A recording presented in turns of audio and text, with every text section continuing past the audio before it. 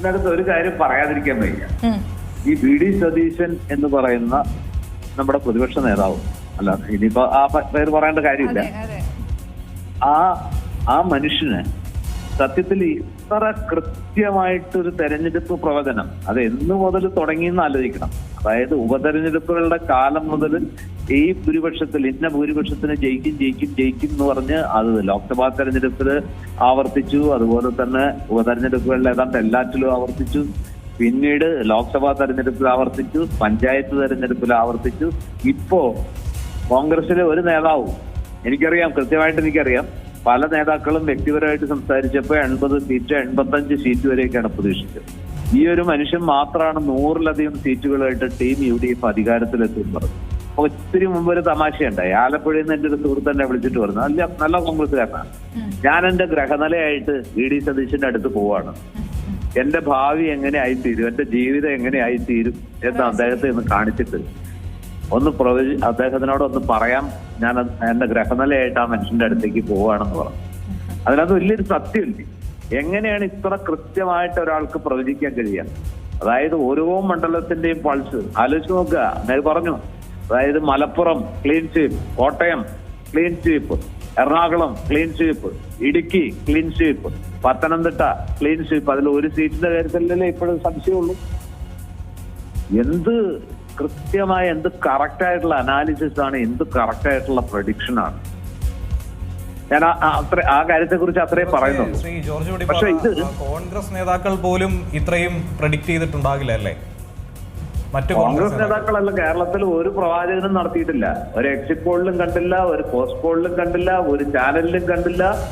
ഒരാളും ഇത്രയും ധൈര്യപ്പെട്ട് 100 സീറ്റിലധികം കോൺഗ്രസിന് അല്ലെ UDFന് കിട്ടുമെന്ന് തന്റെ ഇടത്തോടുകൂടി പറയാൻ ഒരാൾക്കും കഴിയില്ലായിരുന്നു. തീർച്ചയായും അദ്ദേഹം തുടക്കത്തിൽ തന്നെ പറഞ്ഞ ഒരു കാര്യമുണ്ട്, വിസ്മയങ്ങൾ സംഭവിക്കാൻ പോകുന്നു. ഇതായിരുന്നു യഥാർത്ഥ വിസ്മയം അല്ലെ അന്നേ? പക്ഷെ ഇത് കുറെ തലക്കെട്ടോടുകൂടി മറ്റു തരത്തിൽ വ്യാജ പ്രചരണങ്ങൾ നടന്നിരുന്നു. കാരണം സ്ഥാനാർത്ഥി പ്രഖ്യാപനം മുതൽ വലിയ വിസ്മയങ്ങൾ തന്നെയായിരുന്നു കണ്ടത്. വിസ്മയങ്ങളെല്ലാം ജയിച്ചു കയറുന്ന കാഴ്ചയും കണ്ടല്ലോ. അതെ, അതായത് യഥാർത്ഥ വിസ്മയങ്ങളൊക്കെ ജയിച്ചു കയറി. അമ്പലപ്പുഴയില് G. സുധാകരൻ സാർ ജയിച്ചു. അതുപോലെ തന്നെ അപ്പുറത്ത് പയ്യന്നൂരിൽ കുഞ്ഞികൃഷ്ണൻ ജയിച്ചു. ഏറ്റവും വലിയ അത്ഭുതം തളിപ്പറമ്പില് ശ്രീ ഗോവിന്ദൻ ജയിച്ചു. സത്യം പറഞ്ഞ ആരെങ്കിലും കിനാവ് ഉണ്ട് ഇങ്ങനെ ഇത് ചെയ്യുന്നു? ഒരാൾക്കും അങ്ങനെ കരുതാനേ പറ്റില്ല. കാരണം ആ മണ്ഡലങ്ങളുടെയൊക്കെ ഒരു സ്വഭാവം വെച്ചിട്ട് അങ്ങനെ കരുതാൻ പറ്റുമോ നമുക്ക്? കണക്ക് തെറ്റിയത് ഒരു പക്ഷെ ഒറ്റപ്പാലത്ത് P.K. ശശി. പക്ഷെ P.K. ശശിക്ക് ഒരു പ്രശ്നമുള്ളതെന്ന് വെച്ചാൽ ഇവരെ പോലും ജെനുവിൻ ആയിരുന്നില്ല ആ മനുഷ്യൻ. ജയിച്ചു കയറി കോൺഗ്രസിനൊപ്പം വന്നിരുന്നെങ്കിൽ അത് ഒരു തലവേദനയായി മാറില്ലായിരുന്നു. അതുപോലെ തന്നെ ബേപ്പൂരിലും അൻവറിന്റെ ജയവും അത്തരത്തിൽ നമുക്ക് വ്യാഖ്യാനിക്കാൻ കഴിയുന്ന ഒരു വിഷയമല്ലേ? അതും ജനം മനസ്സിലാക്കിയിട്ടുണ്ടെന്ന് വേണം വിചാരിക്കാൻ. ജനം നമ്മളെക്കാളൊക്കെ നല്ല ജഡ്ജസ് ആണ്. അവർക്കറിയാം ആരൊക്കെ ജയിക്കണമെന്ന്, ആരൊക്കെയാണ് ജെനുവിൻ എന്നും, ആരൊക്കെയാണ് ഫ്രോഡ് അല്ലെങ്കിൽ ഈ ഫേക്ക് ആയിട്ടുള്ളവർ ആരൊക്കെയാണെന്നുള്ളത് ജനത്തിന് കൃത്യമായിട്ട് അറിയാം. അവരതനുസരിച്ചാണ് വോട്ട് ചെയ്തത്. ഇപ്പൊ CPM തന്നെ കൊള്ളാവുന്ന പലരും വലിയ മാർജിനിൽ ജയിച്ചിട്ടുണ്ടല്ലോ. അതായത് ഈ കണ്ണൂർ കോട്ടയിലും ഇവിടെയൊക്കെ തളിപ്പറമ്പിലും അതുപോലെ എവിടെയൊക്കെ പയ്യന്നൂരും ഒക്കെ തോൽക്കുമ്പോഴും അതേ ജില്ലയിൽ തന്നെ വലിയ ഭൂരിപക്ഷത്തില് ജനങ്ങളുമായിട്ട് നന്നായിട്ട് ഇടപെടുന്ന പല LDF MLA ജയിച്ചു കയറിയിട്ടുണ്ട്. അത് പല സ്ഥലത്തും സംഭവിച്ചിട്ടുണ്ട്. പക്ഷെ അപ്പൊ അതിനർത്ഥം ജനം വളരെ വളരെ ജുഡീഷ്യസ് ആയിട്ട് വോട്ട് ചെയ്തു എന്നുള്ളതാണ്. തീർച്ചയായും അത് തന്നെയാണ് മുഖ്യമന്ത്രിക്ക് പോലും കാലിടറിയ നിമിഷങ്ങൾ അല്ലേ? 6 റൗണ്ട് പൂർത്തിയായപ്പോഴും മുൻനിരയിലേക്ക് എത്താൻ മുഖ്യമന്ത്രിക്ക് സാധിച്ചിരുന്നില്ല. പിന്നീടാണ് ഒരു മാറ്റം കണ്ടു തുടങ്ങിയത്. അപ്പോഴും ആശ്വസിക്കാൻ വകയില്ല എന്നതാണ് മുഖ്യമന്ത്രിയെ സംബന്ധിച്ചിടത്തോളം ഈ ഒരു തെരഞ്ഞെടുപ്പ് കാലം നൽകിയ സമ്മാനം. ഞാൻ വിചാരിക്കുന്നില്ലേ മുഖ്യമന്ത്രി സജീവ രാഷ്ട്രീയത്തിന് ഏതായാലും പ്രതിപക്ഷ നേതാവിന്റെ റോളിലേക്കൊന്നും അദ്ദേഹം വരാൻ സാധ്യതയില്ല. ഇപ്പോഴത്തെ ഒരു അവസ്ഥയിൽ കൊട്ടാരക്കരയിൽ നിന്ന് ജയിച്ച ധനമന്ത്രി ബാലഗോപാൽ ആയിരിക്കും മിക്കവാറും പ്രതിപക്ഷ നേതാവ് എന്നാണ് ഞാൻ വിചാരിക്കുന്നത്. ഈ ബേപ്പൂരില് മറ്റേ മരുമകന്റെ റിയാസിന്റെ വിജയത്തിന് പോലും വലിയ തിളക്കമൊന്നുമില്ല. അതുപോലെ ഒരു ഉറച്ച മണ്ഡലമാണ്. ഇവിടെ അൻവറിന് പകരം ഒരുപക്ഷെ ഒരു നല്ല കോൺഗ്രസ്സുകാരൻ ചെറുപ്പക്കാരൻ ഒരു നല്ല ഒരു ഒന്നാന്തരം ഫൈറ്റിംഗ് ഇതുള്ള ഒരു നല്ല ചെറുപ്പക്കാരനെ നിർത്തി ഈ അബ്ദുൾ റഷീദിനെ പോലുള്ളവരൊക്കെ നിന്നിരുന്നെങ്കിൽ ഒരു പക്ഷെ ബേപ്പൂർ അദ്ദേഹം ജയിക്കില്ലായിരുന്നു. അൻവറിന്റെ ഈ ബഡായിയും അൻവറിന്റെ ഈ ആവശ്യമില്ലാത്ത വെല്ലുവിളികളും ക്രെഡിബിലിറ്റി നഷ്ടപ്പെടുത്തിയിട്ടുണ്ട് ആ മനുഷ്യനൊക്കെ. അദ്ദേഹത്തിനൊന്നും ആ ഒരു രാഷ്ട്രീയമായിട്ടുള്ളൊരു വിശ്വാസ്യതയുണ്ട്. അതില്ലാതെ പോകുന്നിടത്താണ് ഈ പ്രശ്നം. എന്തൊക്കെ ചെയ്താലും ശരി, ജനത്തിന് മനസ്സിൽ അങ്ങോട്ട് ഉൾക്കൊള്ളാൻ പറ്റുന്നില്ല. അതെ, ശക്തി കേന്ദ്രങ്ങളിൽ പോലും മന്ത്രിമാരടക്കം കൂപ്പുകുത്തി വീഴുന്നതാണ് നമ്മൾ കണ്ടത്. ഇവരൊന്നും ഒട്ടും പ്രതീക്ഷിക്കാത്ത ഒരു കണക്ക് തന്നെയാണ് പുറത്തു വന്നിരിക്കുന്നത്. തീർച്ചയായിട്ടും UDFന്റെ ചരിത്രത്തിലെ പക്ഷെ 1961 അല്ലെങ്കിൽ അന്ന് മറ്റോ ആണ് ഇതിലും കൂടുതൽ സീറ്റ് 111 സീറ്റ് കിട്ടിയ ഒരു ചരിത്രമൊക്കെ എന്നോ ഉണ്ടാകും. പക്ഷെ കോൺഗ്രസിന്റെ സുവർണകാലത്താണ്, ഈ കാലമൊന്നും അല്ല അത്. ആ ഒരു കാലഘട്ടത്തിൽ ആയിട്ട് ഇപ്പൊ കമ്പയർ ചെയ്യാൻ പോലും പറ്റില്ല. മാത്രമല്ല, ഇടതുപക്ഷം പോലും ഒരിക്കലും വിചാരിച്ചിട്ടില്ല ഇത്രയും വലിയ തിരിച്ചടി ജനം കൊടുക്കുന്നു. അവരിപ്പോ ആലോചിക്കുന്നുണ്ട്, ഞങ്ങൾ എന്ത് തെറ്റാ ചെയ്തത്, ഞങ്ങൾ ഇവർക്ക് ക്ഷേമ പെൻഷൻ മടക്കമില്ലാതെ അവസാന ഘട്ടത്തിൽ കൊടുത്തു, ആ സ്ത്രീകൾക്കെല്ലാം 1000 രൂപ വെച്ച് കൊടുത്തു. അതുപോലെ കേരളത്തിൽ കണ്ണഞ്ചിപ്പിക്കുന്ന വികസന പ്രവർത്തനങ്ങൾ നടത്തി, തീരദേശ ഹൈവേ പൂർത്തിയാകുന്നു.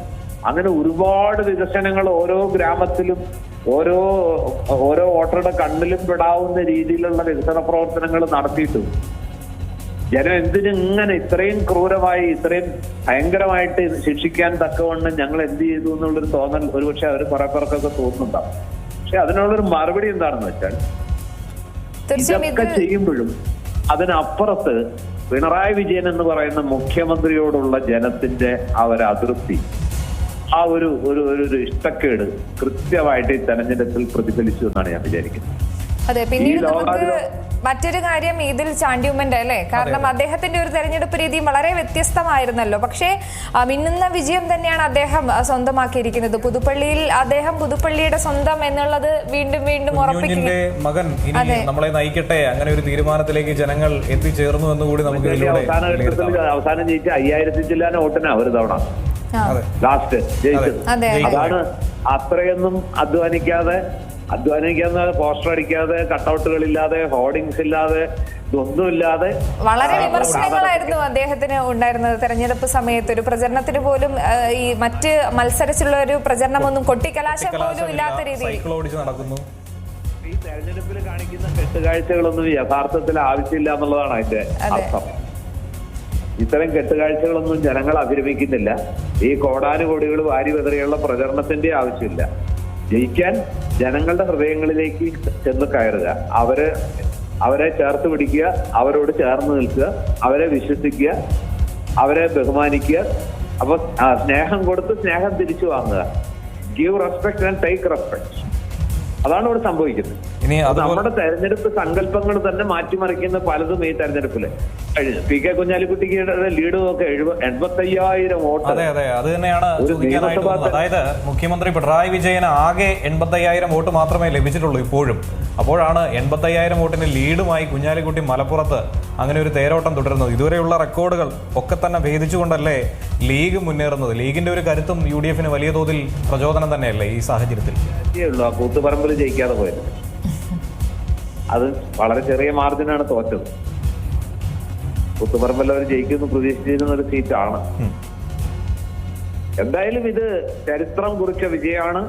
അതെ, അതുപോലെ തന്നെ എടുത്തു പറയേണ്ടതാണ് BJPയുടെ അല്ലെ, മൂന്ന് വിജയം എന്ന് പറയുന്നത് അവരെ സംബന്ധിച്ചിടത്തോളം 30ന്റെ വിജയത്തിന്റെ ഒരു തിളക്കത്തിൽ തന്നെയാണ് BJP ഇപ്പോൾ കേരളത്തിൽ നിൽക്കുന്നത്. കാരണം അതിന്റെ ഒരു സന്തോഷ പ്രകടനമൊക്കെ രാജീവ് ചന്ദ്രശേഖർ അല്പം മുമ്പ് സംസാരിച്ചപ്പോൾ അദ്ദേഹം തന്നെ പറയുന്നതിൽ നമുക്ക് വ്യക്തമായിരുന്നു. പ്രതിപക്ഷ സ്ഥാനത്തേക്കുള്ള ഒരു തരംഗം, ആ ഒരു മാറ്റം അവരിലൂടെ വരുമെന്നാണ് അദ്ദേഹം ഒരു സൂചന നൽകിയതെന്ന് തോന്നുന്നു. അവരെ സംബന്ധിച്ചിടത്തോളം ശരിക്കും അഭിമാനിക്കാവുന്ന വിജയമാണ്. നിയമം പിടിച്ചതിനേക്കാൾ വലിയ നേട്ടമാണ് കഴക്കൂട്ടം പിടിച്ചത്. ഈ 2 മണ്ഡലങ്ങളും പിടിച്ചതും വലിയ നേട്ടമാണ് ചാത്തന്നൂർ പിടിക്കുന്നത്. തീർച്ചയായിട്ടും അഭിമാനിക്കാൻ വകയാണ്. 3 സീറ്റ് എന്ന് പറയുന്നത് ഈ തരംഗത്തിൽ അവർക്ക് 3 സീറ്റ് കിട്ടി എന്നുള്ളത് ചെറിയ കാര്യമല്ല. മാത്രമല്ല ഈ സീറ്റ് 3ഉം LDFന്റെ സിറ്റിംഗ് സീറ്റുകളാണ്. UDFനല്ല നഷ്ടപ്പെട്ടത്. LDFന് നഷ്ടങ്ങളുടെ കഥ മാത്രമേ പറയാനുള്ളൂ. മാത്രമല്ല കോൺഗ്രസിന്റെ ചരിത്രത്തിൽ ഏറ്റവും കൂടുതൽ കോൺഗ്രസ് MLA-മാരുണ്ടായ തെരഞ്ഞെടുപ്പ് കൂടിയത്. അത് വേറൊരു ഹിസ്റ്ററിയാണ്. സത്യം പറഞ്ഞിട്ടുണ്ടെങ്കിൽ കോഴിക്കോട് കോൺഗ്രസിന് MLA-മാരെ കിട്ടിയിട്ട് എത്ര കാലമായി? കിട്ടിയപ്പോ കൂട്ടത്തോടെ കിട്ടി എന്നുള്ളതാണ് കാണുന്നത്. ശരിക്കും VD സതീശൻ എന്ന് പറയുന്ന ആളുടെ പ്രതിപക്ഷ നേതാവ് എന്നുള്ള പ്രകടനത്തെക്കാൾ ഞാൻ വിചാരിക്കുന്നു അദ്ദേഹത്തിന്റെ ആ ഒരു പ്രൊഡിക്ഷൻ കപ്പാസിറ്റി, ഓരോ മണ്ഡലത്തെ കുറിച്ചുള്ള ആ ഒരു ഇൻസൈറ്റ് സമ്മതിക്കാതെ വയ്യ. അത്ര ആക്യുറസി ആയിട്ട് ഇത്ര സർജിക്കൽ പൊസിഷനിൽ എങ്ങനെയാണ് ഒരാൾക്ക് സീറ്റ് കണക്കുകൾ പറയാൻ പറ്റാത്തത്? ഒരു തവണയാണെങ്കിൽ അങ്ങനെ ഒരു KKP കിട്ടിയാ കിട്ടിപ്പോയാൽ പോയി എന്നുള്ള മട്ടിൽ, അല്ലെങ്കിൽ ചക്കയിട്ടപ്പോ മൊയിൽ വീണ പോലെയാണെന്ന് പറയാം. ഈ തെരഞ്ഞെടുപ്പില്, ലോക്സഭാ തെരഞ്ഞെടുപ്പില്, തദ്ദേശ തെരഞ്ഞെടുപ്പില്, ഉപതെരഞ്ഞെടുപ്പുകളില് ഭൂരിപക്ഷം വരെ അദ്ദേഹം പറയായിരുന്നു. അപ്പൊ അതൊരു വല്ലാത്ത കപ്പാസിറ്റിയാണ്. എല്ലാം കൊണ്ടും VD സതീശന് രാജയോഗം എന്നാണ് ഞാൻ വിചാരിക്കുന്നത്.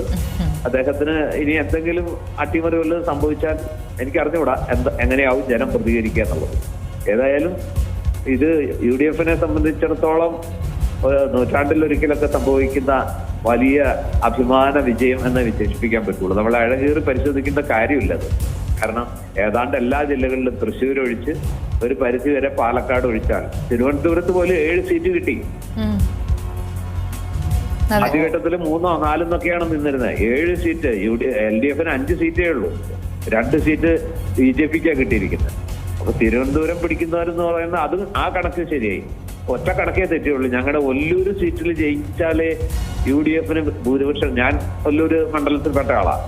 ഒല്ലൂര് സീറ്റ് ജയിക്കുന്നവർ കേരളം ഭരിക്കുന്ന ഒരു ചൊല്ല് പണ്ട് മുതലുണ്ട്. ഈ മണ്ഡലത്തിലുള്ള കോൺഗ്രസ്സുകാർ എപ്പോഴും പറയുന്ന കാര്യമാണ്.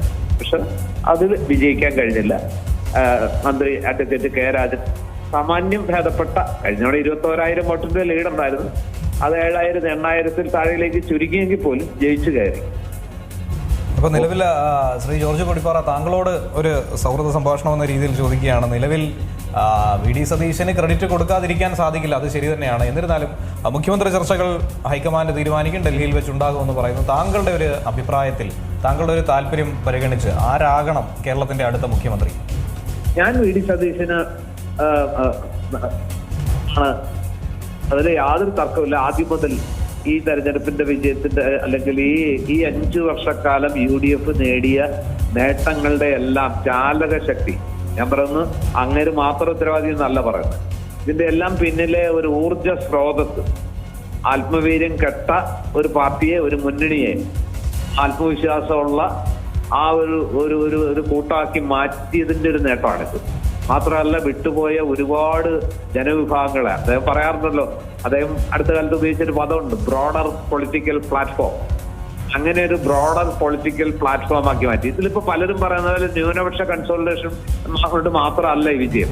അതില്ലാത്ത സ്ഥലങ്ങളിൽ ജയിച്ചില്ല. ഇപ്പൊ തിരുവനന്തപുരത്ത് ഇത്രയും സീറ്റുകളിൽ ജയിച്ചത് ന്യൂനപക്ഷ കൺസോളിഡേഷന്റെ ഫലമാണോ? തൃശ്ശൂർ അങ്ങനെയാണെങ്കിൽ ആ ന്യൂനപക്ഷ കൺസോളിഡേഷൻ ഉണ്ടായില്ലല്ലോ. തൃശ്ശൂർ UDF-ന് വിജയം ഉണ്ടായില്ല. അവിടെ ക്രിസ്ത്യൻ സമൂഹം വലിയൊരളവിൽ LDF-നൊപ്പം തന്നെയാണ് നിന്നിരിക്കുന്നത്, ഒല്ലൂര് പോലുള്ള മണ്ഡലങ്ങളിൽ. എന്നാൽ തൃശ്ശൂർ വലിയ ഭൂരിപക്ഷത്തിൽ UDF ജയിക്കുകയും ചെയ്തു. അപ്പൊ ഇത് എല്ലാ വിഭാഗം ജനങ്ങളും, അതായത് 10 വർഷത്തെ ഭരണത്തിനൊരു മാറ്റം വേണമെന്ന് ആഗ്രഹിച്ച ജനം, മുഖ്യമന്ത്രിയുടെ പ്രവർത്തന ശൈലിയിൽ അമർഷമുള്ള ജനം, പാർട്ടിയുടെ ഇന്നത്തെ പോക്കിൽ നിരാശരായ പാർട്ടി അണികൾ, പാർട്ടിയെ സ്നേഹിക്കുന്ന മനുഷ്യർ, നല്ല കമ്മ്യൂണിസ്റ്റുകൾ, മാത്രമല്ല ഒരു ഇടതുപക്ഷ സ്വഭാവം നഷ്ടപ്പെട്ട, ഇടതുപക്ഷത്തെക്കാൾ ഇപ്പൊ കുറെ കൂടി ഒരു ഇടതുപക്ഷ സ്വഭാവം പ്രകടിപ്പിക്കുന്നത് നെഹ്റുവിയൻ സോഷ്യലിസത്തെ കുറിച്ച് സംസാരിക്കുന്ന കോൺഗ്രസ് ആണെന്നുള്ളൊരു തോന്നൽ. അങ്ങനെ ഒരുപാട് ഘടകങ്ങൾ ചേർന്ന് ഈ സോഷ്യൽ ഗ്രൂപ്പുകള്, ബുദ്ധിജീവികള്, നിഷ്പക്ഷമായിട്ട് ചിന്തിക്കുന്ന മനുഷ്യര് ഏകാധിപത്യത്തിനെതിരെ, തുടർഭരണം ഏകാധിപത്യത്തിലേക്കാണ് വഴി തുറക്കുക എന്നുള്ള ആ ഒരു ചിന്തയിൽ നിന്ന് ഉരുത്തിരിഞ്ഞ നിഷേധ വോട്ടുകൾ, പ്രതിഷേധ വോട്ടുകൾ, ഇതെല്ലാം ചേർന്നുണ്ടാക്കിയ ഒരു ഇന്ദ്രജാലമാണ്, ഒരു അത്ഭുതമാണ് ഈ തെരഞ്ഞെടുപ്പ് വിജയം എന്നാണ് ഞാൻ വിചാരിക്കുന്നത്. അതിന്റെ ക്രെഡിറ്റ് VD സതീശൻ അവകാശപ്പെട്ടതാണ് പ്രധാനമായിട്ടും. ഇത്രയും 100-ലധികം 103 സീറ്റ് പിടിച്ചിട്ടും പ്രതിപക്ഷ നേതാവിന് നാച്ചുറൽ ചോയ്സ് ആകേണ്ട അദ്ദേഹത്തിന് ആ സ്ഥാനം നിഷേധിക്കപ്പെട്ടാൽ അത് വല്ലാത്തൊരു ക്രൂരതയായി പോകും എന്നാണ് ഞാൻ വിചാരിക്കുന്നത്. ഏറ്റവും പുതിയ വാർത്തകളും വിശേഷങ്ങളും വിരൽത്തുമ്പിലറിയാൻ Zee മലയാളം ന്യൂസ് എല്ലാ ഡിജിറ്റൽ പ്ലാറ്റ്ഫോമുകളിലും ലഭ്യം.